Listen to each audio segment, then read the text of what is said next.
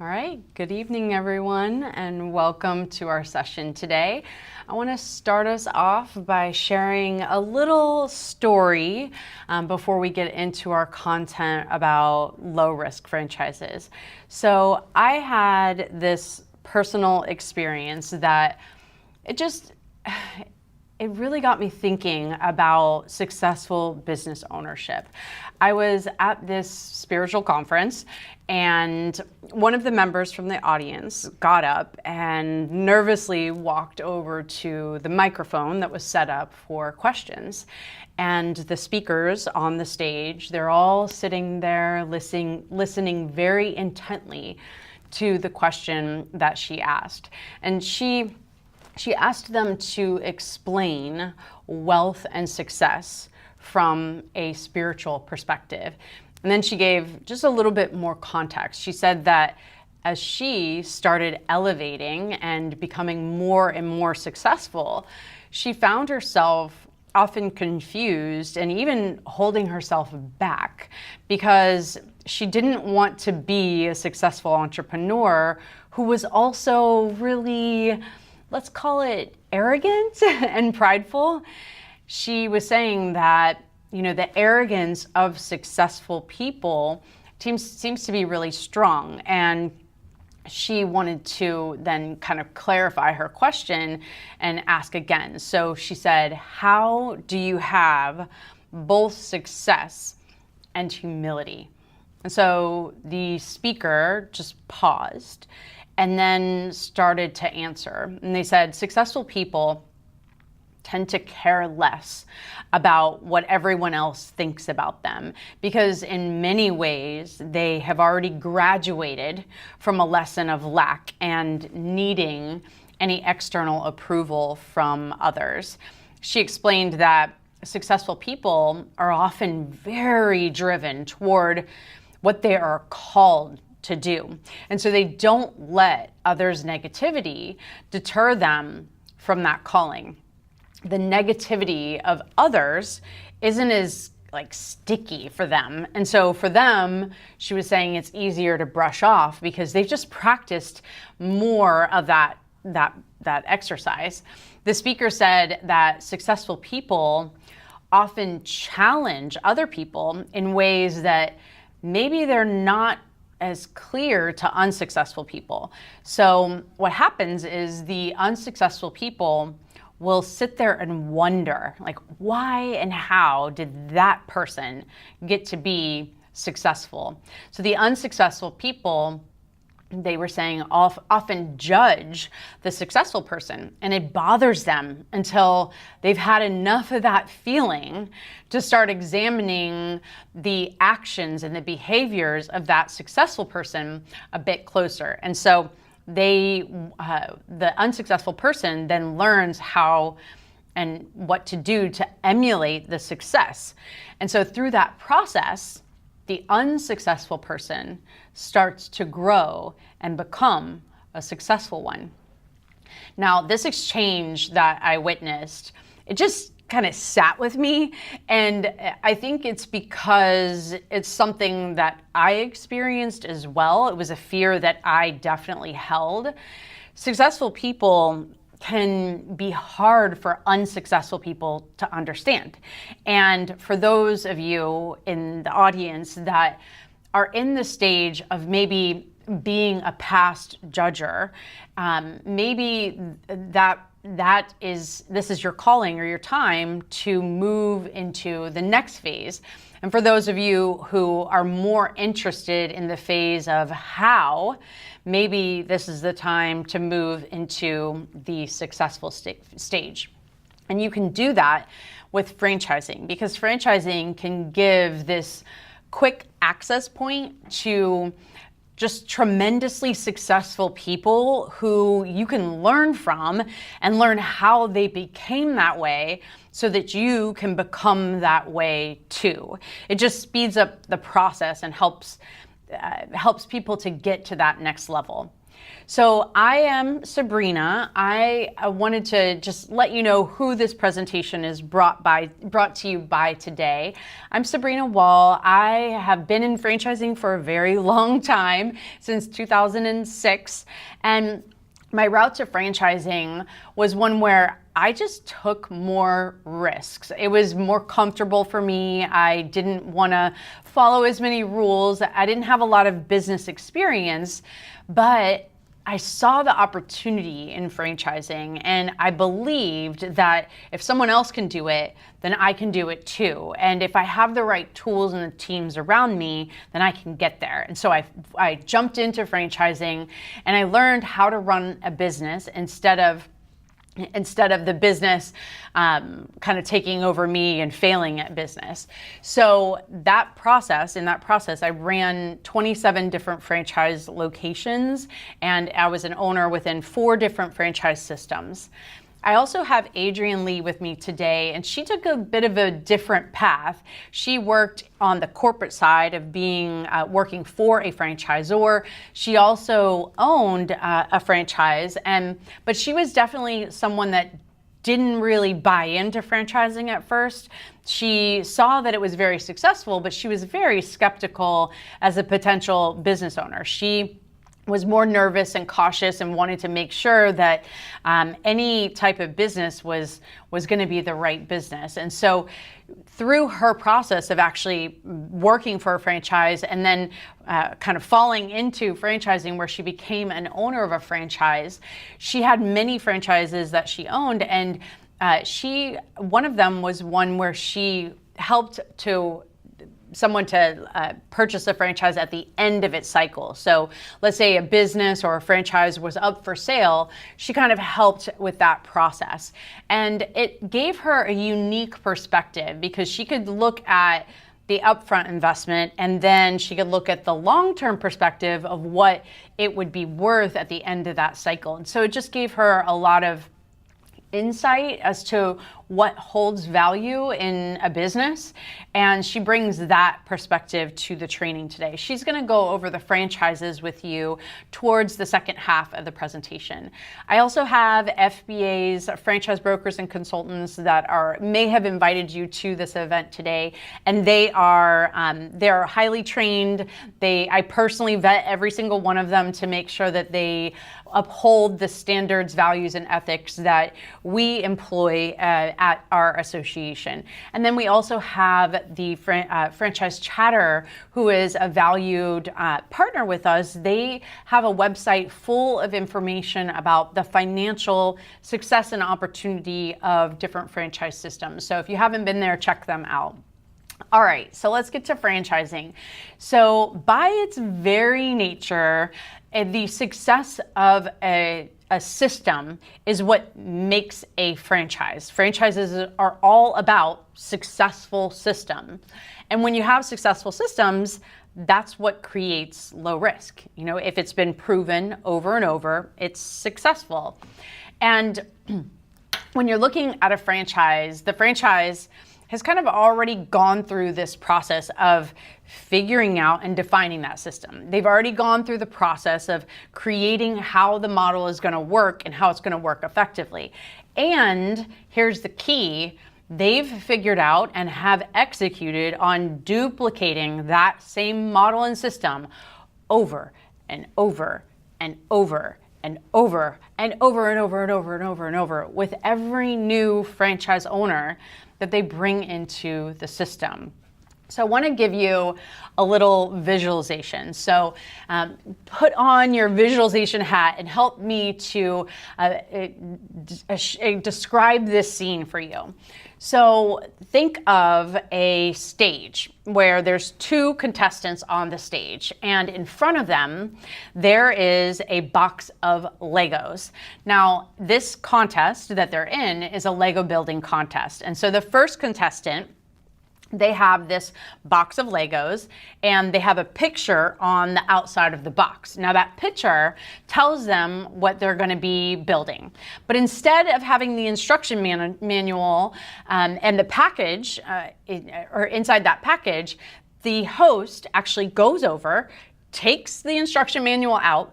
They take all of the packages that are neatly numbered. They open them, dump them all out, and put them in one big mix of mush. Now those Lego pieces are all put in there together. And so then the host sets a timer for the person to be able to construct what is on that box. So all they have is an image, is a picture of what they want it to be eventually. Now the second contestant, they have a coach, and this coach has already won this contest many times in the past. In addition to that, the coach has an assistant, and that assistant is helping to organize all the steps of the process. So they're taking away the bags of pieces that they don't need in the moment. They are focusing on what pieces to give next. And so the contestant is about to start building this Lego structure, and the coach is sitting there and telling them, you've got a full team behind you. We've got you. All right, so when the timer goes, I'm going to give you some instructions. First, you're going to do this step, and you're going to put it right over here. And this next one is going to be a little bit tricky, so here's how you're going to do it. So the coach is giving these instructions. Now, with the support of the coach telling the contestant what to do, and then having the focused attention on the pieces being lined up and in order, they know what priorities to focus on. The contestant number 2 has a much different experience in that contest. So what do you think? Which of the 2 contestants do you think are going to finish this race, and which of them are going to do it well? The answer is pretty obvious. It makes perfect sense that the contestant number 2, because they have all the support, they have the instructions, they know what to focus on, they're going to be more successful and they're going to win the contest. That's the reality. So if you actually do this in practice, and we have that jumbled mess of a Lego set, that contestant always gets really frustrated and they just give up. And the second person, that's the second contestant, they always get excited and are able to accomplish the task within the time of doing this project. So this is a really good example of the different experience between franchising and just kind of going it alone as an independent business owner. Franchising is really all about this duplication of successful processes over and over. Now, when you're doing a business from scratch, your operating model is in more of a trial and error phase. So you're just testing all the time, and there are unlimited points of failure. The operating model, when you're in a low-risk franchise, it's more established. You don't have the same level of risk because everything has been tested. Now, not everything. There are still things to test, but the majority, the bulk, the core, that has been well tested and well defined. Now, every time someone new goes into a franchise, they go through that same process again. And so the franchise is duplicating and refining at each and every step. There's this famous quote, and you guys, if you've heard any of my webinars before, you've heard it, I'm sure. James Clear, the author of Atomic Habits, says that you don't rise to the level of your goals, you fall to the level of your systems. That's exactly right. You fall to the level of your system. So when you have a business that has excellent proven systems with all that intel behind it, it allows you to achieve the level of your goals. Your goals and your systems are how you get into alignment. All right, so with a low risk franchise, you're just not in business all alone. You really aren't. You have this whole team of support with a franchise around you. So the team is there to act as that successful mentor that I talked about earlier, that person that has been successful, they know what to do, and they can be and act as a guide along the way. When you have a low risk franchise, you don't just have the franchise system, the corporate location and the corporate staff to assist you and help you, but you actually have all the vendor partners, you have all of the other owners that are in that system operating, doing the same work that you're doing as an owner day over day over day. And so it gives you this wider range of very high quality mentors, and they're all doing the exact process. So you have a good people that are all around you. And in my experience, when you surround yourself with incredible people, you can accomplish amazing things you never even thought were possible, because you have so much potential that's already inside you. It's in each and every one of us. And sometimes we just don't realize it, and we don't know how to bring it out because we don't have the right people and the right tools around us to do that. So when you're able to have that team of successful mentors, they can show you what you're capable of, and they can help you see how to get there. All right, so most franchises, they're just a lower risk platform because they use what's called business intelligence. So business intelligence is where you have the data on your business. And with the data on your business and knowing what to measure, you're not acting in blind tasks. You're not doing things that don't lead to profitability each day. You know what you're supposed to do. You know what to do to get the results that you need to get. And things like managing your employees or working on your profitability, managing your business finances, those things are clear. The measurements of your business, there's something like typically scorecards. I know that's a really popular one that it really helps. It really helps to have these scorecards that act as like dials that show you, okay, here's how this person is performing in this week. Maybe there are graphs that show you how you're pacing month over month. There are things like systems that tell you what your average ticket volume is and which employee is performing and bringing in the most amount of money, which marketing pieces are actually returning a proper revenue for you.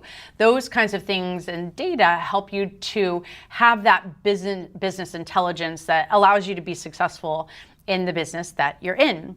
All right, so let's talk about some of the things that make a business low risk. Like I said earlier, franchising, you know, you're a business owner in franchising, but you also have this structure and this system that allows you to be a business owner, but not be so wild and rogue and trying to figure things out and all over the place. It creates this stability, a support system, it creates tools and structure, but also giving you that flexibility and the freedom that you need to operate the business the way that you are designing for your life. It also, when you're thinking about a franchise often has kind of a corporate model in that you've got the advantages of having a more corporate structure, but you get to be your own boss. And in that, you're setting your own culture, you get to pick the employees that you want to work with, and that makes a difference too to your experience as a business owner. When you have employees around you that are helping to support you and you're helping to support them, it really does create a more complete and just happier environment than a lot of other places that might be available and out there in the workforce. All right, so a low-risk franchise, it also, you want to look for ones that have a proven model, and most low-risk franchises are going to have a proven model. And in this space, you're not really going it alone. These are some of the things that you would want to look for as you're going through the process. So the system that you're joining, it's going to have a process and a model that you follow. And when you're running that business, you want to make sure that you're following the process, because if you do and you have all of these records of success and all of these other instances of success when people follow the model, then you can predict what your success level is going to be like as well. So one of the things you look for is you look at the leadership team within that franchise. You want to ask questions like, how long have they been with that franchise system? One thing that you want to ask is, do they have a good relationship with those current franchise owners that are in the system? You'll find that if they have experience in franchising for any length of time, they typically are really focused on what's called unit level economics. So that means the individual store and how that individual store produces revenue. When leaders are focused on that unit level economics, that's typically a good sign.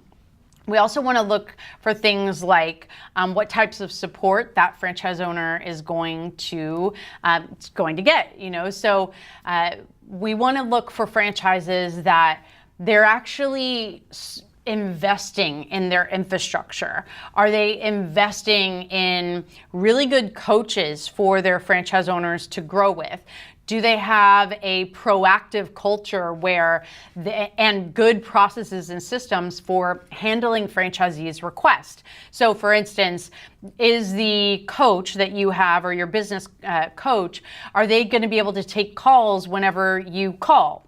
You want to know that they're going to be responsive to those calls and that they have the proper field support to help assist you whenever you need those various components. Things like sales. Do they have good sales and marketing support staff, good operations, management, and finance? So you're looking for those key categories of business operations and making sure that there are really high quality people behind supporting those areas of the business. Because if you've got these people that have been really successful, then you can emulate their success and figure out the how. All right, another thing that we want to encourage you to focus on with low-risk franchises are, again, that profitability of the owner. But if you think about the franchise system, there are over 4,000 different franchise systems out there in the market. So that's a lot. There are a lot of franchises. And so we tend to see franchises who are just like winning and winning and winning for the long term. They're usually the ones that are just obsessively focused on the financial success of the franchise locations. And so the franchise system is actually investing their time and money to make sure that the franchise owners are making money. And anytime you're in a business, that's the point. You want to make money and you want to create a good life for yourself. Just to give you a good example of this, there was this franchise called USA Installation. And one of the things that they did is they took some of their top performing franchise owners, and with the top performing franchise owners, they put them in a special task force. And that task force then focused on improving their revenue. So they looked at and kind of collaborated, took all the top performers, created a plan and a structure for how they could increase their performance. And then they brought in these very high-level coaches, very expensive too, expensive high-level coaches, to help those top performers. Now, what that did is it increased the average performance of those franchise owners more than double. And so they have just these crazy performance numbers of those franchisees. But then what it did is it trickled down. So all of these top performers, they showed this massive improvement, and then they showed all the other franchise owners how to also do that. So the whole system rose with that action from the franchise. Another example is the reverse. This is an example where the franchise system had a number of failing franchisees, and they put those failing franchisees on a task force. And the task force was focused solely on one initiative: to increase their membership revenue. And so that task force met together, they paid for coaches to come in and support them, and they were able to take these failing locations and then turn them into profitable locations. This was, I heard this story recently from a franchisee in a system that had gone through a lot of change and struggles. So it works both ways. That's what you want. You want a franchise that's willing to step in, create these task force, create the ways to help their people in the system to grow and to be successful. All right, another thing that we're looking at is how the people in the system talk about that system. Are they saying that the system is really good? Are they saying that it's a great community? Are they saying that the owners are and other franchise owners are really arrogant? Like, what are they saying about their business? And then you want to find out, are they retaining owners year over year over year? So this is actually provided in the franchise disclosure document. So you can see how well they're retaining owners. If you know how to calculate it, you can actually calculate a retention rate and see year over year, are people staying in the system or are they kind of hanging on by a thread? That information is available to you. And oftentimes you can even see if the franchise owners are improving in revenue or are staying flat or are decreasing in revenue. So there's ways to look at the financial performance statements, and it shows you that information. So you can start to have a better feel of where the track record is going for that particular system. All right, so another quick thing that I want to mention is we talked about making sure that you can measure things, but the technology that the franchise system is using, that's how you measure. If they have really good technology that has a good CRM system, a good operating system, a good customer loyalty system, a good payroll system, do they all interconnect? Do they make it easy to operate where you're not in 20 different systems trying to manage 20 different things? Or are they all integrated into something that's really strong and powerful that allows you to operate well and to measure and watch the things that are going to move the needle for your business? We also want to look at if the franchise is doing a good job of customer acquisition processes. So low-risk franchises, they usually do really well at this. They know that new franchise owners want to get up and going really quickly, and so they have well-developed systems for customer acquisition. So they'll do things like having call centers, they'll have really strong marketing where in some cases they'll be able to tell you if you spend X dollars, then you will make X amount of revenue. It's that refined, like dollar for dollar, what you should get in return and what they've consistently seen. And so that's a very high level, sophisticated situation and scenario, but you want to look and see how well developed has the franchise worked out their marketing and their promotional activities to help franchise owners get new franchisees into the system. We have lots and lots of franchises that are just so dialed into the marketing that they are able to generate a bunch of leads for people as soon as they're starting and launching their business. Many franchises make that a high priority, and it's a good one because you don't want a situation where you're starting a business and then really struggling to get new clients into that business. All right, something else that low-risk franchises do really well is just making sure that they have good variety of products so that they can adapt to different products and services within the various markets. There's a lot of situations where you want to make sure that the franchise is also flexible with market trends and conditions, because if, let's say, something happens like COVID, you want to make sure that they have the ability to adjust what they're offering. And we did see that there were a lot of changes in franchise offerings during that COVID timeframe. So that's what you want to see, is that a franchise is willing to do what it takes to modify systems, tools, and processes to make sure that you have what you need as a franchise owner. That would be an example of a low-risk franchise. And the final thing I'll say about low-risk franchises is there is a sweet spot in franchising. So a lot of times people think that bigger brands are the most stable, but in our experience, that's not necessarily the case. Performance is what equals stability. So how well are they actually performing with that franchise brand? And that you can find that out based on some of the things that we talked about earlier, like the financials, the business model, and the retention rate. With Empire brands, That's what we call them, empire brands. They tend to have a lot more restrictions in the process. So if you think about it, every single year that they're in business, they're learning, they're finding out what mistakes are and challenges are. And so they go to redo their documents, their disclosure documents, and they make it a little bit more restrictive and a little bit more restrictive and a little bit more restrictive and a little bit more restrictive. So as the years are going, they're also running out of territory. And so they shrink the territory size a little bit more and a little bit more. So we find that brands, empire brands that have more than 500 units, they can be a strong opportunity, but they can also be less of an opportunity than sometimes a plug and play brand. So these are brands that have maybe 50 to 500 units.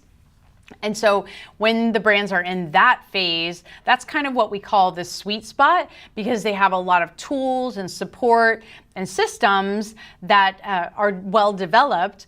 And they are able to also have enough room to grow the business and then really build a bigger business and have scale with that business. All right, so I know we're running low on time here. I do want to just say that these are, some of the reasons why franchise ownership is so appealing. It's just a very prestigious model with a big community of successful people that help you to think differently and become someone that maybe you didn't know that you could be. I know when I started this conversation, I was talking about how successful people behave. And so I just want to ask you the question, who do you want to be? Do you want to be someone that is maybe that unsuccessful judger? Do you want to be the growing person that's asking how? How did they do that? What is it about what they're doing that is different than what I'm doing? Or do you want to be that successful person that's just quietly challenging others to learn and grow and become more of what they're meant to be? The choice is really up to you. And for us, it's just about speeding that growth up and becoming the most successful person that is that kind of quiet, humble teacher that's producing really good things. That's why low-risk brands are attractive, and they're an attractive way and path towards business owner. They move you into new ways of thinking and levels of success. All right, now I'm going to turn it over to Adrienne so she can talk to you about the franchises. Adrienne?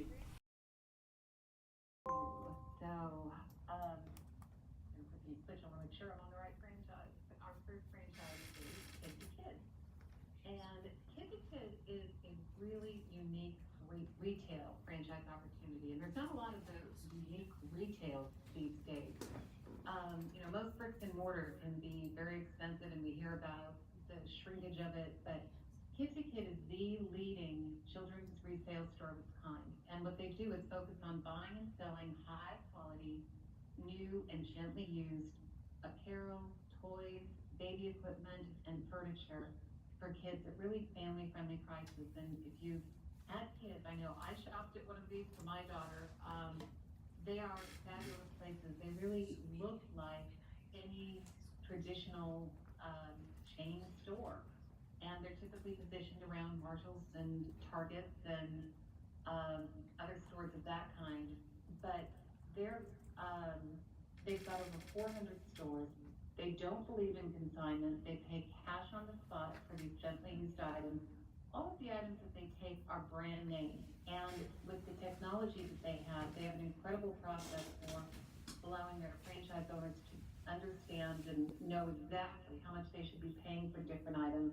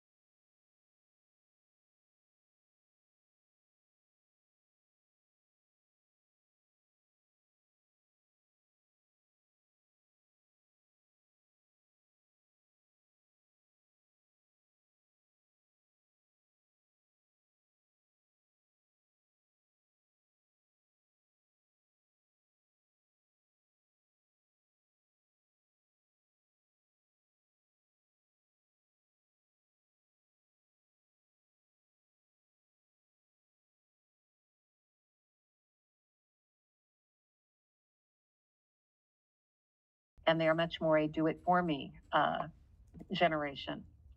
But their competitive advantages, their branded vehicles, their professional image, their uniforms, their toolbox plus software that allows you to track everything in the business. It's also a really feel-good business because you're helping other people and your employees are more skilled and more mature, so easier to keep. I'll also add, sometimes people say, well, why don't these handymen just work for themselves? Why would they work for you? And the truth is that most people that are true handymen are very good at what they do, but they don't necessarily have the ability to manage a business or do any marketing or get themselves out into the public where they can get those appointments. So they can do the work, they just can't get the work. That's what they look to you for. But it's a really high consumer demand business at over $120 billion a year, and they are number one in customer service. So your role in this business is really that: sales, marketing, overseeing your people, overseeing the dispatch. And they have a very high ticket item. So it's not like having to sell hundreds of burgers. This is a very high ticket item. And a lot of their customers come from neighborly family referrals, which I haven't mentioned. Mr. Handyman is, as you see up at the top, a neighborly company. Neighborly is one of the biggest parent companies that has 31 brands under its umbrella.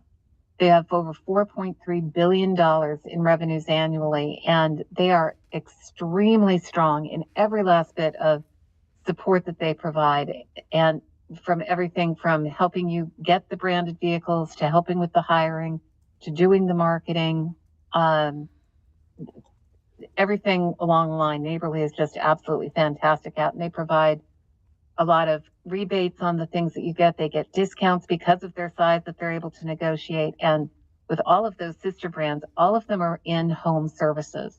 So with a lot of home services like plumbing or maid service and things like that, some of the other owners in the market absolutely develop referrals. And it also is something where each vehicle is now branded, not just with the Mr. Handyman logo, but with the Neighborly logo. So people in a community start getting used to the idea of, oh, it's one of the Neighborly brands, and they become more trusting of those brands also. So if they have one service under the Neighborly umbrella, it's more likely for them to get another. I know sometimes people think there's too much competition, but one of the other things I want to emphasize with Mr. Handyman is the competition is really fragmented. And when you can find a fragmented market, that is a really strong position to be in. And by fragmented, I mean the market is dominated by a lot of independents. Typically, when you've got a lot of independents, it means that there is market demand. But when you come into the market with a brand name like Mr. Handyman and the marketing muscle and the technology and all of the other elements that they bring behind you, competing with the independents that frequently may have a bad reputation for service or reliability makes it very easy to beat that competition. So don't be put off by a lot of competition. I might be put off by a lot of big name competition, but not a lot of mom and pop competition. So this is a really, really strong business with very successful franchisees. And we can move on to our next franchise, which is 1-800-Water Damage.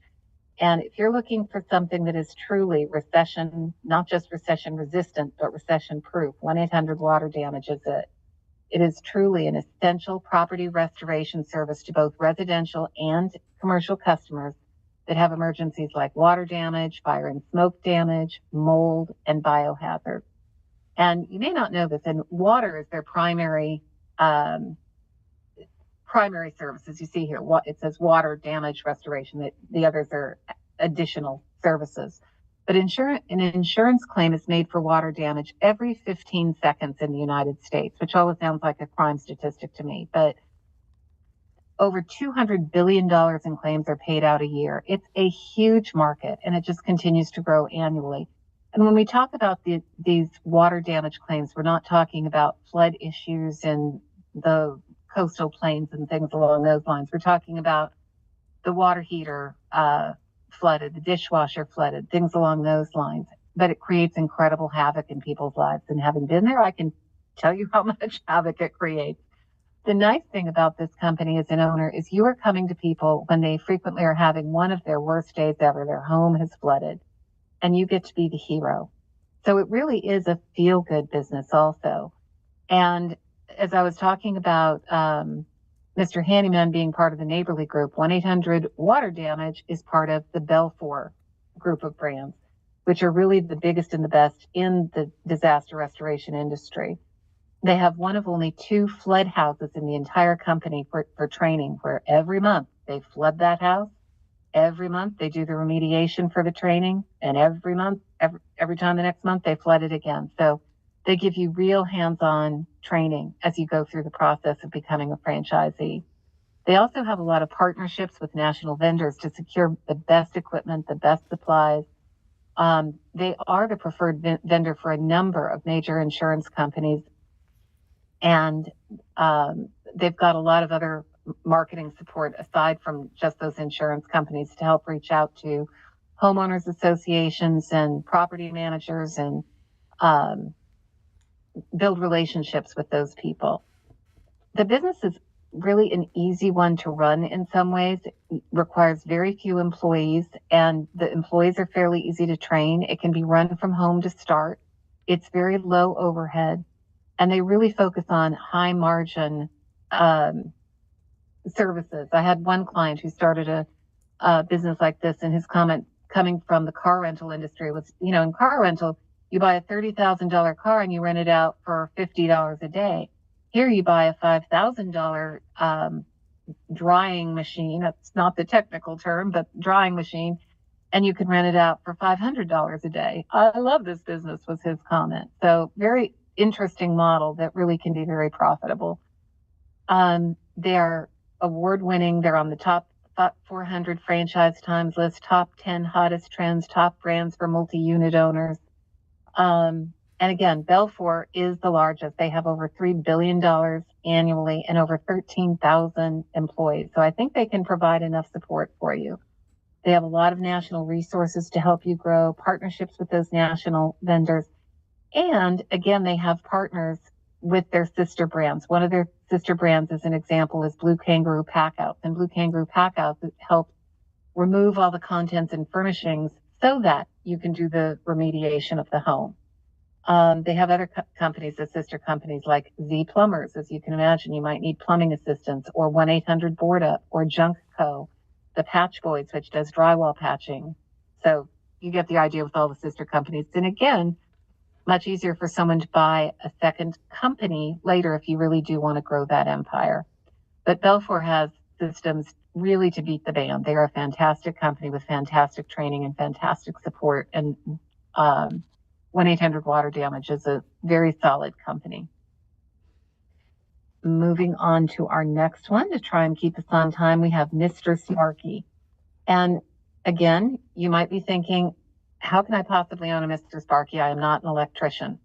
They don't need you to be an electrician. In the trades for electricians, for plumbers, for HVAC, there's a number of franchise models where you have the ability to own the business and run that business and hire someone else to hold the license, which is very common. And that someone else to hold the license does not even have to be an employee in most states, which also makes it nice because you don't have an employee then that can hold you up for more money or and say, I'll take my license elsewhere if you don't give me a raise. You come to a negotiated agreement, and all they are is the license holder for that business. But if you want to talk about an essential service, electrician is one of them. If you have an electrical issue, it's not like you have an option to simply not have lights, and it can be a safety issue also. So if there's a problem, you need to get it fixed. It's also not a do-it-yourself service because people do see this as a risk. You know, a trained professional knows what they're doing is not at risk. And you really do not hear about accidents in this, but for someone who doesn't know what they're doing, they can get themselves in a lot of trouble.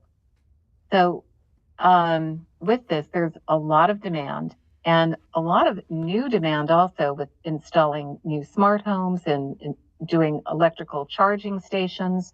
So I've heard a number of people that have that as a specific interest, and installing those electrical charging stations is definitely a new trend. But this is an essential service. It's COVID proof, recession proof, Amazon proof, technology proof. It's not going to change anytime in the near future. I think you may have heard people talking these days, if you want your kids to be millionaires, have them go into the trades, because that's really what's needed much more than our intellectual pursuit. But Mr. Sparky provides incredible systems. They also are under a parent company called Authority Brands, and Authority Brands also has phenomenal support systems. They've got their Promax buying power that gives rebates on all kinds of things, that gets discounts. They have, I can't remember how many billion, but it's in the billions of dollars of revenue themselves. Very good at negotiating things like discounts on uniforms and vans and commercial insurance and all the other things that you need as a franchisee. Some of their sister brands that many people do end up adding on are 1 Hour Heating and Air and Benjamin Franklin Plumbing. It all runs on the same back end CRM and software and the back office management. So very, very strong franchise. These are franchises that really know how to scale. There are people that grow very large businesses here. And the franchisor is the one, by the way, I should mention, that does help you find that qualified license holder. You're not left on your own to do that. So that's part of the support that they have. They also have recurring revenue through their club membership. So people pay $10 a month to get an annual safety inspection, priority scheduling, meaning within a 1 to 2 hour window, and a discount on any future services. The nice thing about that is that employees, the technicians that go out to do the work, get $1 a month per sale, which isn't big when you say $1 a month, but the number of people that actually sign up for that club membership can be fairly substantial. So if you keep adding all those dollars up, and if your technicians are seeing 3 and 4 people a day, and if one of those people buys a club membership, that's $30 you might be earning in a month. Compound that the next month, it turns into 60. The next month, it turns into 90. That becomes a really nice kind of golden handcuff that allows you to keep your employees. The other thing that allows you to keep your employees is the training that they provide, not only for their franchisees, but for their technicians as well. So it gives them additional skills to allow them to move up the ranks as an electrician, which is a benefit they don't get from, again, those fragmented mom and pops. So can be a very fragmented industry, but Mr. Sparky is really the name in the industry. All right, for the sake of time, let's move on to our next one, which is Hello Sugar. So we're going in some very different directions here. Hello Sugar dominates in the hair removal category. Wax, sugar, and laser in different markets, or all of the above, depending on the market. But you can use the right methodology for each person for the right skin type. Their target market is typically ages 20 to 39, but they do service additional customers. And I know there's a number of men on the call here today. Before you get put off by this, wondering what the heck you would be doing in the beauty business, I will tell you that there are probably more men than women that own beauty franchises.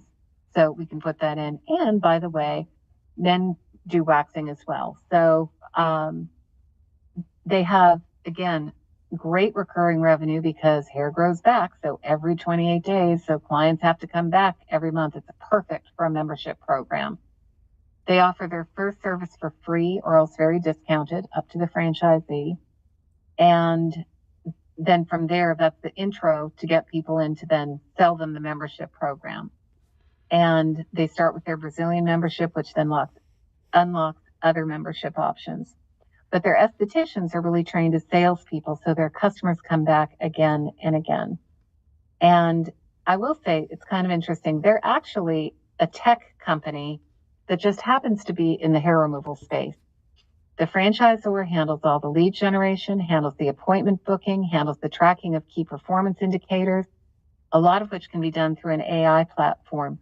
But it's very sophisticated systems, and it really takes a lot of the load off the franchisee. But most of their customers, as I said, they're targeting that age 20 to 39 market. And those people would typically rather book over text than talk and talk through personal questions. So an AI bot allows them to really lead through those tech innovations. The other thing that's really exciting about Hello Sugar is that you can start in a salon suite. And by starting in a salon suite, it gets you ramped up much more quickly because you can start in a salon suite within a month or two. Start with 1 or 2 service rooms, and then within a couple of years, convert to what they call their flagship location. A flagship location is 1,200 to 1,600 square feet that may have anywhere from 4 to 6 rooms and 4 to 6 estheticians on duty at any given point in time and has street frontage. If you were to just go start that flagship location right from the get-go, it takes a long time to find, negotiate the lease, build it out, and then you've got some very high expenses before you've generated any business. By starting in a salon suite and graduating to that flagship location, it gives you the ability to develop the business before you convert to become the full flagship location. They have a very solid 3-pack development strategy, and the average owner currently has 4 locations, which, as you might imagine, tells you that there is very strong validation, meaning franchisees have very good things to say about the franchise.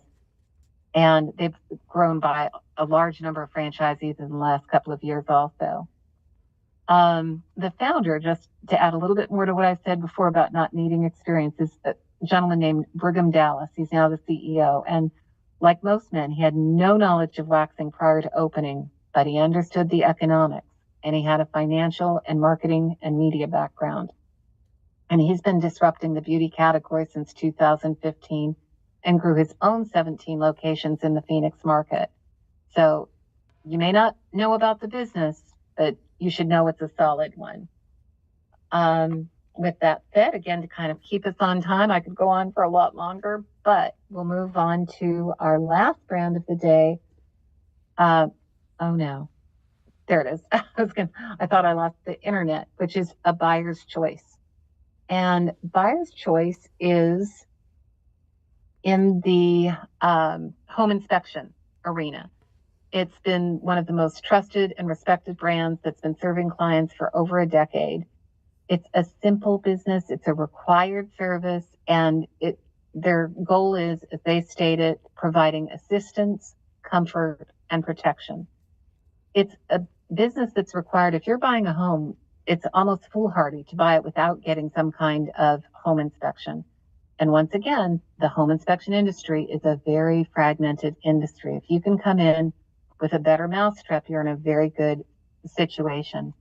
You'll note the really low entry price on this with the investment down below. This is very much an owner-operator type of business. This is not necessarily one where you're going to go out right at the get-go and start building that team. You're going to be the home inspector. They're going to teach you everything you need to know. And the technology that they have is what provides a real advantage. It has every step of the inspection outlined, documented, and that means you never miss a step. It also means that you can email a report to your clients or the realtors or both literally minutes after completing your inspection, which is really one of the big names of the game, because part of the way you develop business in this industry is by developing relationships with realtors. You may not know when someone needs their home inspected or when they're buying a business, but those realtors sure do. And if you can provide a inspection report faster, that helps them to be able to close their deal faster and not lose it potentially to someone else who may be wanting to make an offer. So again, we've got a business that's recession proof, pandemic proof. It's a home-based business. It's very flexible, very scalable, has quick return on investment, low startup costs, little to no overhead, and a protected marketing territory. So lots of things that make this a very safe choice also. And with over 200 franchisees, they certainly know what they're doing in the market. So with all that, Sabrina, I will turn it back over to you and let you wrap it up. Thank you so much, Adrienne. I do just want to let everyone know that this was just a teeny tiny sampling of the available franchise brands that we have in inventory. So we believe that franchising based on what a customer experiences is a lot different than picking a franchise based on what you want to achieve and where your skills and strengths are. We think that it's best to focus on you first and create a more customized experience that allows you to find the things that are going to help you become who you're really meant to be. And that means that we go through a process to identify what brand would actually match the best outcomes for you. And we have a scientific process that we use to do that. And it's free of charge for you as well. So the franchisors pay us, so you don't have to. I do want to just also let you know that, next slide, that you get the franchise disclosure document in the process if you are looking at a particular franchise. And in that disclosure document, that's where you find the financial information for the franchise. It's all listed out there in its completeness and its entirety. And then you take that information and validate it with the franchise owners that you talk to. So it's part of a due diligence process. And we just want to let you know that that disclosure document is what you use to base your financial assumptions are and your projections and things on, in addition to talking to those franchisees. And then also wanted to let you know that if you have any questions, if you would like to take what we call an entrepreneurial profile that helps us to figure out what franchise brands might be good for you, if you would like to talk to us and learn more about different franchise opportunities, we would be happy to support you. You can find the information on the screen there to call us and reach out. And I just want to let you know that if you have a goal or a dream of really becoming more successful, franchising is a great way to surround yourself with a lot of incredible leaders who can help you to become that. Sometimes it just takes a little bit of belief, a little bit of a process, a little bit of understanding of what you need to do to get there. And franchising, what we've seen, has been a good, solid path for achieving that. Thank you so much for joining us. I appreciate it. And we'll go ahead and let you go this evening. Bye, everyone. Bye.